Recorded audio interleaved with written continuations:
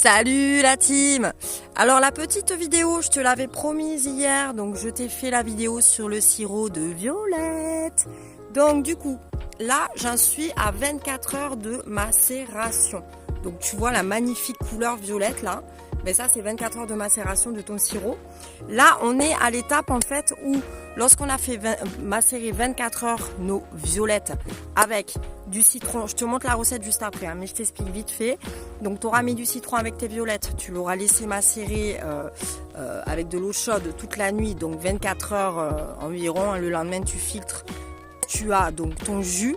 Tu pèses ton sirop, tu le mets en casserole, tu mets le même poids en sucre et là tu laisses en fait ton sirop se faire, hein, quand il sera vraiment sirupeux, il sera prêt, tout simplement.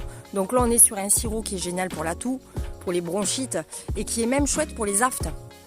Tu peux t'en mettre en fait au niveau de la bouche, ça va t'adoucir tes muqueuses, hein, sachant que c'est gavé de mucilage aussi, hein, comme la mauve. Donc tu vas avoir quelque chose de très efficace pour ça. Puis en plus de ça, c'est méga bon, hein, donc ne pas hésiter à utiliser dans les yaourts, les fromages frais, les choses comme ça.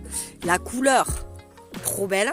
Donc là je vais te montrer le sirop fini bien sûr, mais là c'était pour te montrer l'étape en fait qui est la plus importante, c'est-à-dire l'infusion 24 heures, elle est hyper importante, enfin du moins une nuit quoi. Pourquoi? Parce que ça va vraiment te donner déjà une couleur hyper violette et puis tu vas avoir un concentré au niveau des arômes qui va être fou. Donc je t'invite à faire ça. Au niveau du sucre, on utilise du sucre blanc.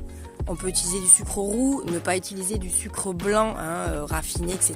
Poison, bon, enfin, vous faites ce que vous voulez après. Hein. Personnellement, peu importe, j'ai des personnes qui font avec le miel.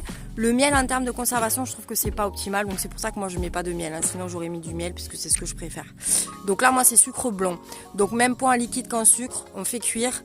On fait cuire. Une fois que c'est sirupeux, on filtre, on met en bouteille. On met au frigo tout simplement, on offre à ses amis, on consomme, etc. etc.